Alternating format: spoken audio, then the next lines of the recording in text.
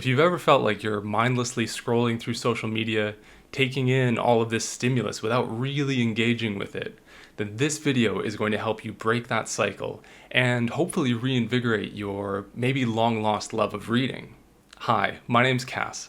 I have a PhD in English literature, and part of the reason that I started this channel was I have a passion for teaching and reading, and I want to be able to share some of that with you. Today, we're going to be covering annotation and critical thinking. I'm going to walk you through my annotation process, as well as share some tips on note-taking and research and even writing papers as well. But before we begin, let's get some clarity on why we annotate in the first place. There's so many videos out there that lament the overconsumption of social media and mindlessly scrolling through TikTok and Instagram, and how these habits are leading to brain rot, ruining our attention spans, critical thinking skills, and processing abilities. There's definitely some evidence to support this claim, and in this video I want to get into why we annotate in the first place and how this can help us fall back in love with reading. At its core, annotation is just a means of recording thoughts that we have about what we consume. So whether that's reading, whether we're watching something, or listening, all of the principles that we're going to be talking about today apply. It's important to remember that annotation doesn't just apply to reading. The skills that we're going to learn today can also apply to what we watch and listen to. This will, in turn, help improve our overall media literacy. There's actually a component of mindfulness here where even the process of beginning to think about the idea that we might be thinking about writing notes on a text can actually engage and invigorate some of these processes in our brain that help us with pattern recognition, critical thinking, and later reflection and memory as well. The key here is that just the act of preparing to annotate can provide us with some of these benefits. Predictive capacities are switched on in a way that doomscrolling kind of completely negates. Our brains are remarkable pattern recognizers, and entering a reading session with this goal in mind already primes those systems. So at this point, you're probably wondering how we go about annotating. That's what we're going to cover next. So here we have some things to consider as we're annotating, and I've separated this into two sections. So the first set of bullet points here, these are things that we're looking into kind of and considering before we even begin annotating. So we're looking at the historical context, so what was going on in the world as this book was being published. And this is also related to the author and their background. So these are all elements of the sort of the combination of ingredients that are existing externally that might have influenced the book. We also have genre, the intended audience. These are all important to consider, again, before we're actually engaging with the text itself. So the next thing that we're going to look into is power dynamics and the goal of publication. So this is really a question of who benefits and why. Who is represented, who's not represented, what is the sort of relationship between those groups, and what is the author or what is the text saying about that. And this is something that we're considering, again, before we get into the text. Now, this next set of bullet points here are things that we're looking out for as we're reading. So the overarching one is a combination of diction and syntax. So what language is being used, what is the effect, the syntax being the sentence structure, and how that's impacting, sort of our reading pace, as well as the tone. We want to consider as well the relation to prior events and the possibility of foreshadowing. So this is something that we can maybe flag up for ourselves as something to look back on. So if something maybe stands out to you and, oh, I don't really understand this, or, oh, I want to consider this, maybe in the next several chapters, this might evolve, you can just sort of flag it up as a little, note for yourself to consider as well. So moving on, we have imagery and symbolism. These are things that sort of stand out to you visually, the way that the author is evoking a particular scene or setting. We have themes and motifs, so these sort of the overarching theme, what the author or what the novel is trying to say about the world, as well as motifs, so something that is a little bit more recurring, kind of related to the theme, but can also be completely separate. We have things, crucial elements such as character, structure, allusions that the author might be making, or connections that they're making to other texts, other media, anything like that. And then we have here setting, world building, and immersion. And these are all crucial elements of engaging with the text sort of as we're reading, and things to keep in the back of our mind. And again, this entire list here is just a starting point. So these are things that I'm considering sort of as I'm going through texts. But you can add to this list. There's a ton of things that you can consider, as well as, you don't have to think about all of these the whole time that you're reading. You can just maybe, if a particular quotation or passage or chapter stands out to you, then that's fantastic, right? The whole idea here is that we're focused on the process of annotating rather than the output and the meaning that we're necessarily generating or pulling from the text. Again, it's all about getting yourself to start annotating, start thinking critically about the content that you're engaging with. So this is just a quick overview here of some things to consider for our annotation and critical thinking. Let's jump back into the video. It's okay to be horrible at annotating, or at least it's okay to feel that way. We're here for the process and not just the words that you write down. The important thing here is to separate those feelings and that voice in the back of your head that's saying, oh, this is silly, why am I writing that down? That's not going to be useful, I'm not going to need that later. All of these are tremendously valid feelings, and as someone who's spent the better part of my life annotating and working through this, these feelings still pop up. So how do we move past these? We move past these feelings by focusing on our thoughts in the moment, engaging with the text in a meaningful way, recording our thoughts, and then allowing ourselves the time and the space to then reflect on them later. You could look back on books that you've read years ago and think, why did I ever highlight this? Why did I write that down? What was that note in the margin doing? But at the time, those thoughts were really valuable for you, and reflecting on them and really thinking about it as a conversation with your future self can be really helpful in starting the annotation process and take away some of that pressure that might be there from external factors. Because really, we're not doing this for anyone but ourselves. And who knows where those conversations might lead. Quick little story here. My PhD topic actually came about through the process of annotation. And I was reading a book on neurology because, it was recommended to me and I thought it might be interesting. And this was many years ago. And I remember I was at home for Christmas and I picked up the book and was flipping through it and seeing, oh, this is kind of interesting. I was noticing connections that I could make, and at the time I was, just completing my master's, and I realized that I can apply some of the stuff that this neurologist is talking about in this book to literary studies, and that really formed the basis for my PhD. And so this is just a quick little example of how, that conversation that I'm having with my future self, back then, has actually completely shaped the trajectory of my academic career. So the actual method of annotating, that is how you're annotating, is completely irrelevant and totally personal, right? So in my case, I just use a pen, I fold down some pages, and I'll show you all of this in detail as we're flipping through some of my books. But whether you want to use post-it notes, sticky tabs, highlighters, color code, write a little key or a legend for yourself, all of those are wonderful, and it's totally up to you. You can use digital note-taking and annotation tools, something like Notion. You can open up a Word document. You can use Obsidian.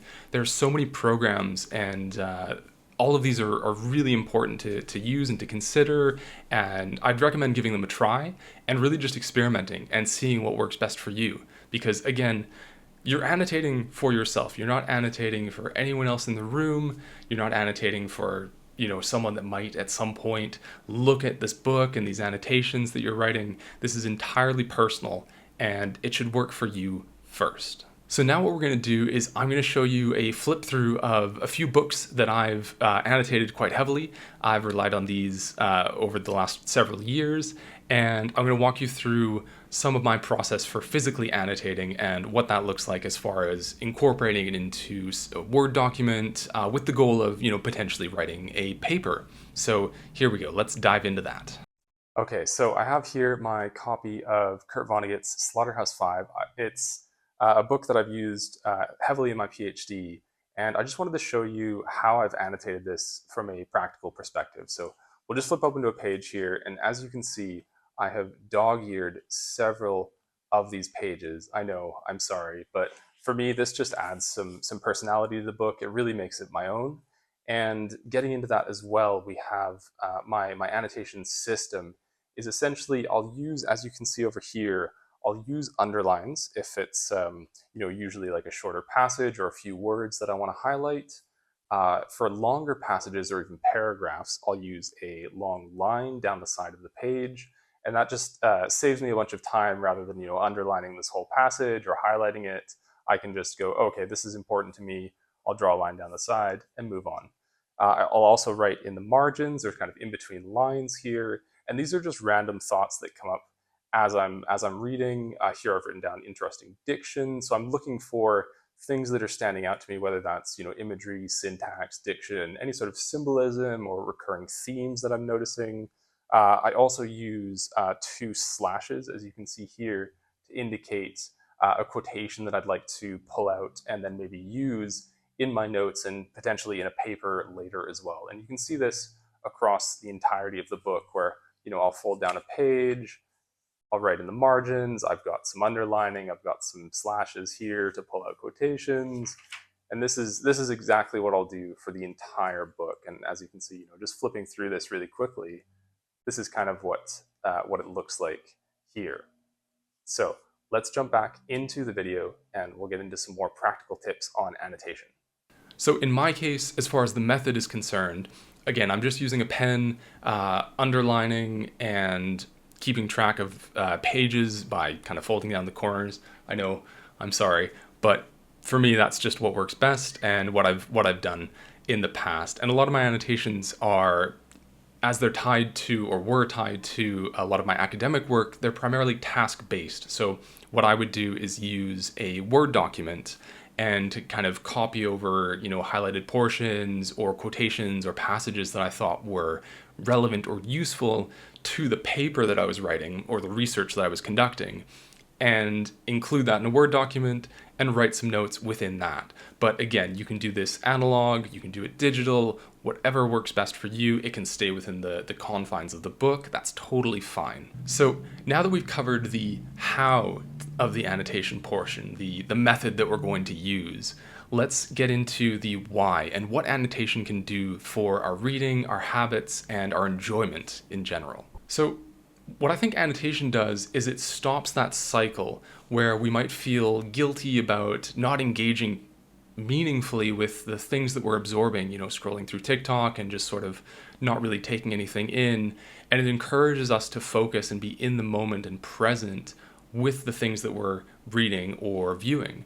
And I think this is a huge portion of kind of reigniting some of that joy, particularly when it comes to reading, is it encourages this kind of slow down where you're taking in what it is that you're reading, thinking about it, reflecting on it, and this can be tremendously healthy for your reading habits and long-term sort of maintenance of keeping up with reading as well. Again, process supersedes results here, so we can be way less concerned with what it is that we're writing down. And I only want you to focus on the act of writing it down, or even just the thought that you might potentially write something down. So we don't need to worry about, is this particular quotation that I'm highlighting, or are my notes in the margin incredibly thought-provoking and deep? It's just the act of getting those words, those thoughts that you're having in real time that are triggered by the book onto paper.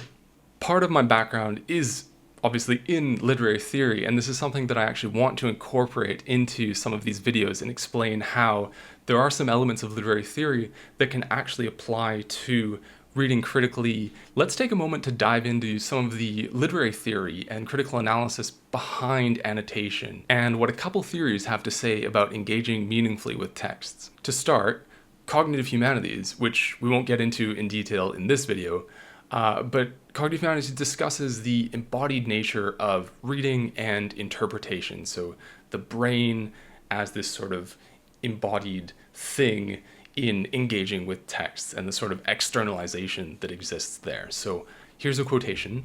Doing a written multiplication or long division, say, establishes a cognitive circuit spread across the brain, body, and simple writing tools, an ensemble of embodied actions and equipment that can be regarded as the act of thinking itself, and not merely some graphic elaboration of a prior, wholly internal process.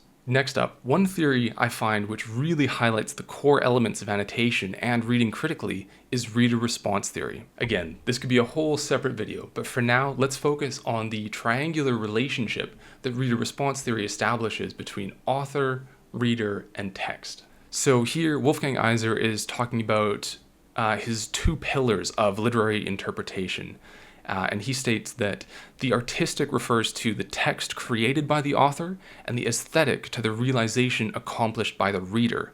So these two pillars work in tandem. There's an interaction between them. And we can think about annotation in terms of a conversation between you as the reader and the author, and the text is sort of mediating this discussion. It's a really fruitful way of considering, that conversation that I mentioned with, having with our future selves is also occurring with other readers, with the text, and with the author especially as well. Active readership is at the foundation of reader response theory, just as it is with our annotation processes. This is again from Wolfgang Iser, and he states that whatever we have read sinks into our memory and is foreshortened. It may later be evoked again and set against a different background, with the result that the reader is enabled to develop hitherto unforeseeable connections. So this quotation really speaks to the idea of rereading and some of the joy that can come from going back to, whether it's a book that we've read once or a dozen times. Each time that we're looking at that book, it can feel like a completely different text, and these memories of the text that are sort of foreshortened, as he points out in the quotation, can become sort of more alive, or our present context, the things that are going on in our lives, can add this completely different lens to the same book that we're reading, right? And it's sort of this ongoing conversation, again, that is really quite fruitful and can, I hope, engage some of that joy of reading in you as well. And so this quotation is from Hans Robert Jauss, and he states that, "For it is only through the process of its mediation that the work enters into the changing horizon of experience, of a continuity in which the perpetual inversion occurs from simple reception to critical understanding, from passive to active reception, from recognized aesthetic norms to a new production that surpasses them." So the key here is passive to active reception, and this is exactly what we're doing with annotation. So going back to the process of it, right? It's you're priming your brain's pattern recognition systems, and this is something that the brain is fantastic at, just as like a baseline level.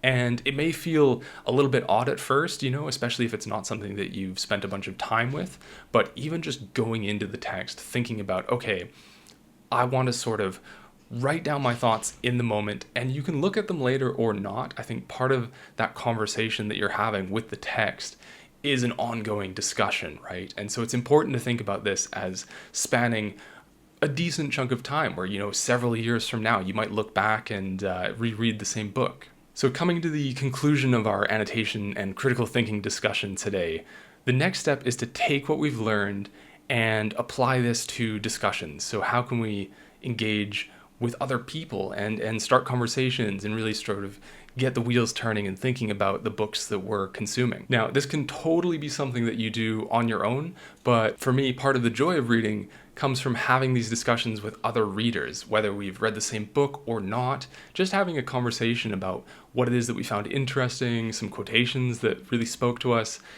You can get so much out of those conversations. I think that's something that we really need to encourage a little bit more in our reading practice. Book clubs are a really great way to get into this, and these can be set up online or in person with friends or family. There are a ton out there that exist, and one thing that I'm actually going to be looking into a little bit more for this channel is setting up some sort of book club. And so stay tuned for that as I kind of finalize and figure out what that's going to look like, what form that's going to take. I'll make sure to post some updates on that either on our socials or in a distinct video about the book-bound book club. If you'd like to see a little bit more of a literary theory deep dive, maybe into cognitive humanities or reader response theory, let me know in the comments down below. I'd be more than happy to kind of provide an overview of some of these theories. Part of the plan for this educational series is to get into a little bit more literary theory, some critical literary analysis, and this video is just kind of one of the first forays into engaging with texts and working through developing some of our critical thinking and reading skills. So thank you so much for tuning in. These videos are a ton of fun to make, and I really look forward to engaging with you guys in the comments. If you have any questions about anything that we've covered today, please let me know down below. There'll be plenty more content on this educational series coming up on the channel. And if something that we've talked about today has maybe reignited some of that joy or passion for reading that you might have lost over the years, please consider liking and subscribing. It really helps to support the channel, and this is content that I love making. Stay tuned for more educational content like this coming up on the channel. I hope you have a lovely day, and I'll see you in the next one.